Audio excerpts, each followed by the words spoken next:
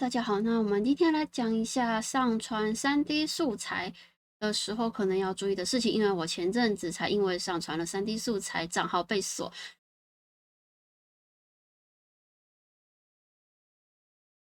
那我在询问客服以后呢，然后才知道了为什么我账号会被锁。那这个的话，付月费的可能才会踩到，尤其是 2.2 以上版本的。那我先把官方的这个他给我的这个链接放在我的资讯栏里面，供大家参考。好，那我们先讲一下，就在这里第10点，登记 3D 素材，那版本是 2.2 以上的版本，所以你是 2.0 买断版，可能比较没有这个问题。我只能说可能，因为我不确定。对，像这样子，他就说这边会有个像包包图案的，这个才是登记成 3D 素材。那我们到它的这个素材库这边来找的话，你会在详细这边也同时看到有个东西叫做 3D 物件跟 3D 图像哦。那其实仔细点进去，你并没有觉得说好像东西差异到哪里哦，就是你只知道 3D 物件可能都是物件类型比较多哦，那跟 3D 图像可能没什么差别，这两个东西是不一样的。好，那我就简单的来示范一下所谓的 3D 物件跟 3D 图像的差异。那我现在场景上有一把刀，然后这把刀呢，我故意的在场景上我稍微摄影机转个角度，这把刀呢，我也故意的给它转一点角度，好像这样子。就比较早以前版本的时候，我们是不是都说直接这样子按住拉，这样就算登记成素材了？那我们来试一下它的这个背包这个登记至素材面板，点一下，那我这边就写这是登记版，然后一样把它放在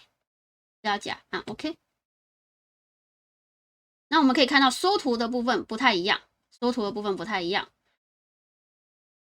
然后假设我们今天是直接拉它进来的话，这个是我们刚才直接这样拉进来的版本哦。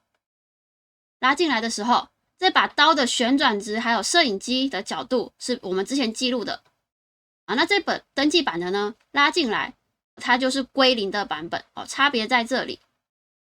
所以呢，我们的图像跟物件的差别在这里。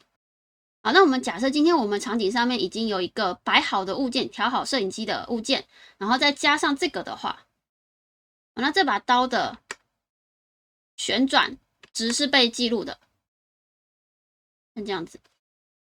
那摄影机的角度还是吃原本这个物件的摄影机角度，所以很多人可能会一开始认为说好像没什么差别，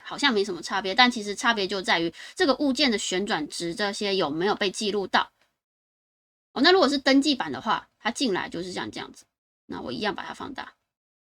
这个的话，它的旋转值就没有被记录到。我们从这个角度来看，很明显吧？所以这就是3D 图像跟 3D 物件的差别。那再来还有一个很重要的差别，你想知道这是 3D 图像还是 3D 物件？大家可以看到，我选到登记版的时候，这个种类叫做 3D 物件，那选到这个叫 3D 图像。差别其实就在这里。如果你今天是想要做一整包素材，然后丢到 SS 上面的话，然后就请你一定要记得选到这个物件之后，选到它的这个把真的是，选到物件之后要记得选到这个包包图案，将 3D 物件登记至素材面板这个按钮按下去，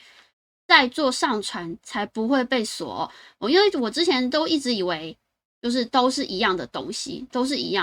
因为主要是如果你今天很多物件的话，其实这个旋转值如果你都没有调，其实是没有什么差别的哦，都没什么差别。可是，在官方那边，他就是认知说，你这一个是图像物件，一个是 3D 物件不一样。然后这个东西的会踩到的话，就是 2.2 版本以后，就是我们讲的付费版，就是年费版才有机会踩到的。那我那时候被锁的话，是连进去我的后台看都没办法看。就是去进我们这个 SS 的这个上传下载后台都看不了。好，那我们就来讲一下我的前因后果。总之呢，我是先上传了模型，然后官方主动寄了 support 信，然后被我当成一般垃圾信件无视。那等一下我会给大家看一下，避免大家也一样忽视了官方信件。接下来是系统性告知我素材下架，这个地方我知道。然后接着是素材被下架后，我就选择了不管，我就不理它。然后，但他好像还有在寄一封support信，我也没看到。然后最后才是告知账号被锁。那这从这个官方寄 support 信到我账号被锁，大概是1个月的时间，所以平均是1个礼拜到2个礼拜，他寄一封信。那先给大家看一下，平常我们如果是看到官方信件，应该是这个上面这个有图案的，然后 Clip Studio 的这个但是它官方 support 是这个样子。那这是手机的版本。那如果是用 PC 的话，它长得像这样子。那这个 support 是不是就是如果你不看后面的主旨，其实又是一片英文的话，其实可能会跟其他服务搞混。近期那个 support 的话，它里面长这样，那头像一样是空的，所以就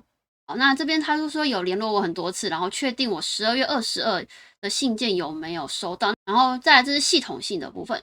那当时我被锁的时候，他给我的是这3个理由。那后来我认知到应该是中间这一点，